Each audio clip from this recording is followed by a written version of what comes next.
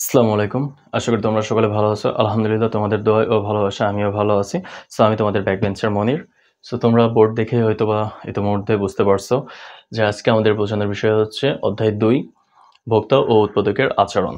কেননা ইতিপূর্বে আমরা প্রথম অধ্যায়ের সকল বিষয় এর ক্লাসের ভিডিও দিয়েছি বা আমরা ওই বিষয়গুলো টপিকসগুলো শেষ করছি।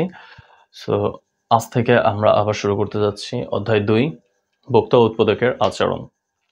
যেহেতু আমি ব্যাকবেঞ্চার আগে আমাদের কাজ থেকে বা টার্গেট থেকে নিজের ভাষায় কিছু বোঝা বা নিজের ভাষায় কিছু শেখার। ঠিক তেমনই আজকেও আমরা আগে বুঝে নেব নিজে কি আমরা বুঝি, তারপরে আমরা বইয়ের ভাষায় চলে যাব। ঠিক আছে?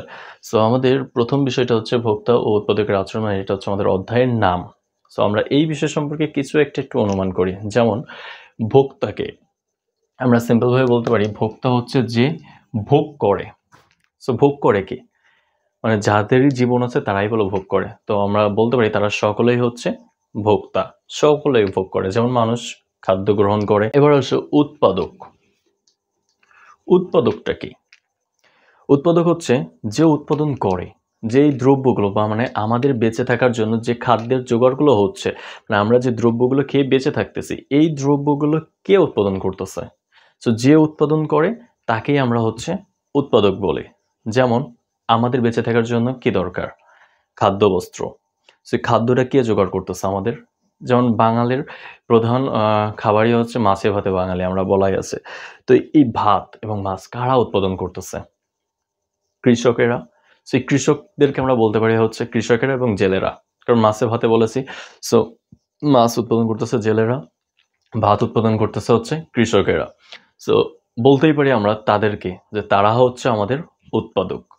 এটাই হচ্ছে আমাদের ভোক্তা ও উৎপাদকের আচরণ। কারণ তারা উৎপাদন করতেছে, আমরা ভোগ করতেছি। আমরা হচ্ছে ভোক্তা, তারা হচ্ছে উৎপাদক। ঠিক আছে? তো এই অধ্যায় থেকে মূলত আমরা আজকের প্রথম টপিকসটা থাকছে হচ্ছে উপযোগ। তো উপযোগ কাকে বলে? আমরা যদি বইয়ের ভাষায় বলি যে উপযোগ কি? অর্থনীতিতে উপযোগ বলতে সেই বিশেষ দ্রব্য বা উপাদানকে বোঝায় বা সেবাকে বোঝায় যেটা দ্বারা মানুষের সেই বিশেষ অভাব মেটানো সম্ভব হয়। ঠিক আছে? অথবা আমরা এভাবে বলতে পারি যে যে দ্রব্যের মাধ্যমে মানুষের অভাব মেটানো সম্ভব হয় তাকে হচ্ছে উপযোগ বলে। ঠিক আছে? ঠিক তেমনই উপযোগের বিভিন্ন ধরনের শ্রেণীবিভাগ আছে। যেমন দেখো,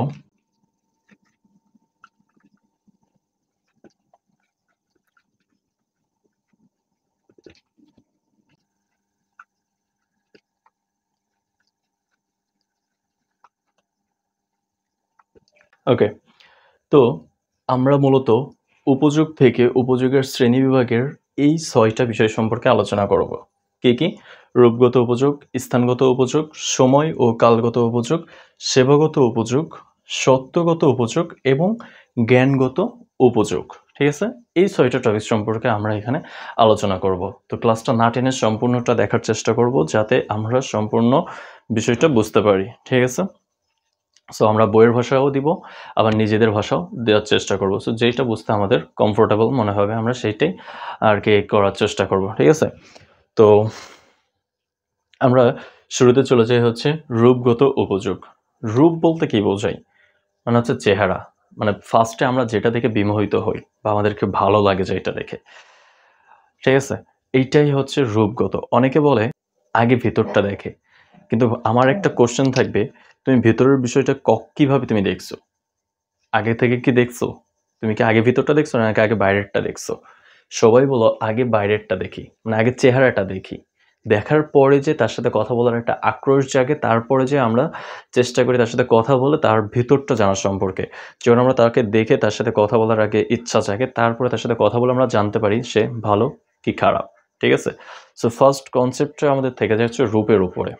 আমরা চেহারার উপরে ডিপেন্ড করি। তো এইটা হচ্ছে সেই রূপগত। ঠিক আছে? যেমন বনের কাঠ তোমার রুমের খাট। বনের যে কাঠটা ছিল, এই কাঠটাকে বিভিন্ন ধরনের উপাদানের মাধ্যমে সংমিশ্রণ করে চূড়ান্ত পর্যায়ে যে নিয়ে এসে রূপ প্রদান করছে তোমার ঘরের যে খাট। এই খাটটা হচ্ছে মূলত রূপগত উপযোগ, অথবা চেয়ার টেবিল যাই বলো না কেন, এই সব কিছু হচ্ছে রূপগত উপযোগ। ঠিক আছে? তারপরে হচ্ছে স্থানগত উপযোগ। এই যে আমি একটা বিষয় বললাম, বনের কাঠ, আমি একটু লিখে বলি।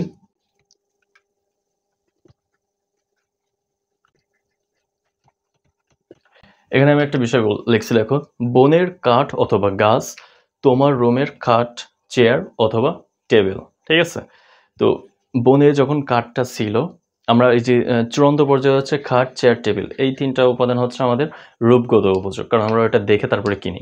ঠিক আছে, তারপর হচ্ছে স্থানগত। স্থানগত বলতে কি বোঝানো হচ্ছে, যে আগে বনে ছিল কি হিসেবে, গাছ হিসেবে। গাছটা আমরা এক স্থান থেকে অন্য স্থানে নিয়ে আসছি। বনে যখন ছিল তখন বলবো বনের মানুষের কাছেই ছিল, কিন্তু ওই গাছটা যখন আমরা শহরে নিয়ে আসছি, তাহলে এটার স্থান পরিবর্তন হয়েছে। বনের মানুষদের কাছে বা তার আদার্স এলাকার, মানে ওই বনের আশপাশ দিয়ে যেই মানুষগুলো ছিল তাদের কাছে ওই জিনিসটার বলো অতটা দাম না। সো ওইটা যখন আমরা স্থান পরিবর্তনের মাধ্যমে যে দামটা বৃদ্ধি পাচ্ছে, এইটাকে মূলত বলা হয় হচ্ছে স্থানগত উপযোগ। যেমন ওই বনের পাশ থেকে নিয়ে চলে আসার পরে আমরা সেটাকে নিয়ে এসে বিভিন্ন ধরনের রূপ দিচ্ছি বা বিভিন্ন দরদামে আমরা সেটা ক্রয় বিক্রয় করতেছি। সো এইটার মাধ্যমে যে উপযোগটা বৃদ্ধি পাচ্ছে এইটাকে বলা হয় হচ্ছে স্থানগত উপযোগ। সো বনে আগে ছিল গাছ বা কাঠ হিসাবে, সেইটাকে আমরা শহরে নিয়ে এসে খাট, টেবিল, চেয়ার, পালঙ্ক বিভিন্ন ধরনের বিষয় বানাচ্ছি বা উপকরিত হচ্ছি, বা সেখান থেকে আমরা নিজেদের কাজে লাগাচ্ছি বা সেখানটা আমরা ভোগ করতেছি। তো সময়ের ব্যবধানে এটা বলা হয়েছে, তো এইটাকে আমরা বলতে পারি স্থানগত উপযোগ। ঠিক আছে, তারপরে আসো সময় ও কালগত।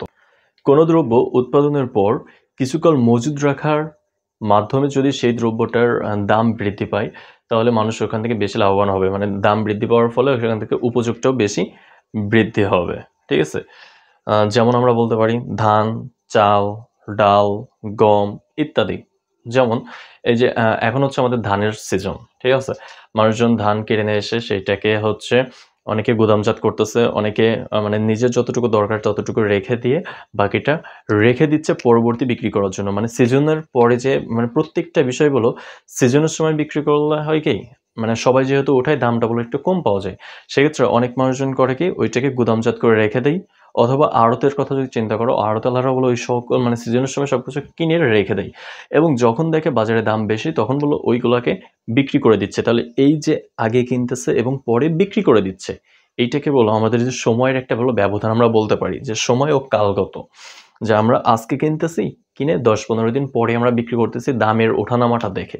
তাহলে এই যে সময়ের যে ব্যবধানটা, এই যে কালগত যে ব্যবধান, এইটার মাধ্যমে যে উপযোগটাকে সৃষ্টি হচ্ছে সেইটাকে বলা হচ্ছে সময় ও কালগত উপযোগ। এবার আসো সেবাগত উপযোগ।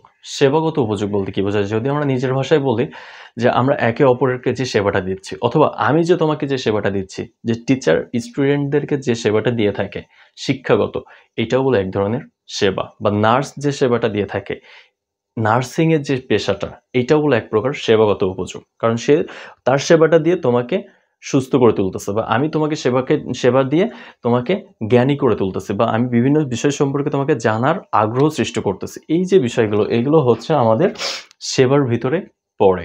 আমরা যদি এবার বইয়ের ভাষায় বলতে যাই, মানুষের শ্রম ও সেবামূলক কাজের মাধ্যমে যে ধরনের উপযোগ সৃষ্টি করে তাকে হচ্ছে সেবাগত উপযোগ বলে। যেমন ওই যে বললাম নার্স বা ডাক্তার বা শিক্ষক বা হচ্ছে কৃষক, সকলেই বলো এক এক ধরনের উপযোগ সৃষ্টি করতেছে। ঠিক আছে, তারপরে আসো সত্যগত উপযোগ। সত্যগত উপযোগটা কি? এই সত্যগত শব্দটার সাথে হয়তো আমরা পরিচিত নই, কিন্তু এইটার বদলে যদি আমরা আরেকটা লিখি যে হস্তান্তর, এখানে আমরা লিখে দিচ্ছি এই যে শব্দটা লিখলাম, এই শব্দটার সাথে বলে আমরা অনেকেই পরিচিতি আছি। এইটা নতুন শব্দ মনে হতে পারে, কিন্তু এইটা বলে আমাদের কাছে নতুন শব্দ না। হস্তান্তর মানে হচ্ছে হাত বদল। মানে তোমার কাছে যে বিষয়টা কোনো মূল্য নেই, সেইটা বলো অন্যজনের কাছে অনেক মূল্যবান একটা বিষয় হইতে পারে। ঠিক আছে, এইটাকে বলা হচ্ছে সত্যগত উপযোগ। যেমন কোনো এক ব্যক্তির নিকট কোনো দ্রব্যের উপযোগ কম, কিন্তু ওই একই দ্রব্যের উপযোগ অন্য কোনো ব্যক্তির কাছে অনেক বেশি। উদাহরণস্বরূপ যদি আমরা বলি জমি, মানুষের অনেক জমি থাকে, তো ওই জমিতে যার অধিক জমি সেগুলো কিছু করতেছে না, তার জমিগুলো পড়ে থাকতেছে। আর যার জমি নাই, তার বলে একটা চাহিদা থাকে ওই জমিটা যদি আমার থাকতো আমি অনেক কিছু করতে পারতাম, সে চাষাবাদ করে অনেক কিছু উৎপাদন করতে পারতো। তো এই যে বিষয়টা, যে তার কাছে যখন আসে সে কিছু করতে পারতেছে না, কিন্তু ওই একই বিষয়টা অন্যজন নিয়ে সেখান থেকে উপযোগ সৃষ্টি করতেছে। এই যে উপযোগ নতুনভাবে সৃষ্টি হচ্ছে, এটাকে বলা হচ্ছে সত্যগত উপযোগ অথবা হচ্ছে হস্তান্তরগত উপযোগ। ঠিক আছে, লাস্ট অপশন হচ্ছে আমাদের জ্ঞানগত উপযোগ। জ্ঞানগত উপযোগটা কি? জ্ঞান মানেই বললো আমরা বুঝতেই পারতেছি কোনো একটা বিষয় সম্পর্কে জানা, শিক্ষা অর্জন করা বা ধারণা নেওয়া, ঠিক আছে? এই যে বিষয়গুলোকে আমরা হচ্ছে জ্ঞানগত উপযোগ বলতে পারি। যেমন বইয়ের ভাষায় যদি আমরা বলি, অনেক পণ্য ও দ্রব্য রয়েছে যেগুলোর ব্যবহার আমাদের অত্যন্ত জরুরি। যেমন উদাহরণস্বরূপ যদি আমরা বলি বইপত্র, রেডিও, টেলিভিশন বা পত্রিকা, এই যে বিষয়গুলো এগুলো থেকে আমরা প্রতিনিয়তই বিভিন্ন ধরনের জ্ঞান অর্জন করতে পারি। যেমন বই পড়ে আমরা জ্ঞান অর্জন করতে পারি বা পত্রিকাতে প্রতিদিনের নিত্য নতুন বিভিন্ন ধরনের সংবাদ আমাদের সামনে আসে, বিভিন্ন ধরনের ধারণা আমাদের সামনে আসে। এইগুলো সম্পর্কে আমরা বিভিন্ন ধরনের জ্ঞানগুলো অর্জন করতে পারি। অথবা এই যে বললাম টেলিভিশন, এই টেলিভিশনের মাধ্যমে বিভিন্ন ধরনের আমাদের অ্যাডের মাধ্যমে হোক, বিভিন্ন ধরনের খবরের মাধ্যমে হোক আমাদেরকে বিভিন্ন ধরনের তথ্যগুলো জানানো হয়। সো এই বিষয়গুলো সম্পর্কে আমাদের বিভিন্ন ধরনের জ্ঞানের উপযোগ লাভ করে। মানে হচ্ছে আমরা সেখান থেকে উপযোগ লাভ পেতে পারি। সো এই যে সকল বিষয়গুলো হচ্ছে আমাদের এই জ্ঞানগত উপযোগ। তো এটাই ছিল আজকে আমাদের ক্লাস উপযোগ সম্পর্কে। ঠিক আছে? দ্বিতীয় অধ্যায়ের উপযোগ সম্পর্কের প্রথম এই বিষয়গুলো আমাদের আজকে ছিল। তো ক্লাসটা কার কার কাছে কেমন লেগেছে অবশ্যই কমেন্টসের মাধ্যমে জানিয়ে দিবা এবং এখনো পর্যন্ত যে আমার এই পেজটা ফলো করো নাই তাড়াতাড়ি করে ফলো করে নাও, কারণ এমন সুন্দর সুন্দর ভিডিও পেতে আমার এই পেজটা আগে ফলো করতে হবে, কারণ ফলো করলে তুমি সবার আগে আমার ভিডিওগুলো পেয়ে যাবা। এবং ক্লাসটা ভালো লেগে থাকলে অবশ্যই শেয়ার করে তুমি তোমার বন্ধুদেরকে দেখার সুযোগ করে দিবা, ঠিক আছে? এবং আমার বড় ভাই ও বোনেরা যারা আমার এই ভিডিওটা দেখো তাদের কাছে একটা অনুরোধ থাকবে, যদি আমার ক্লাসগুলো ভালো হয়ে থাকে অবশ্যই আপনারা আপনাদের ছোট ভাই বোনদেরকে সাজেস্ট করবেন যাতে আমার এই ক্লাসটা তারা দেখে, ঠিক আছে? সো দোয়া করবেন আমার জন্য যেন আমি এভাবে নিত্য নতুন প্রতিনিয়ত ক্লাস নিয়ে আপনাদের মাঝে থাকতে পারি বা আপনাদের পাশে থাকতে পারি। সো আমার জন্য আপনারা সকলে দোয়া করবেন।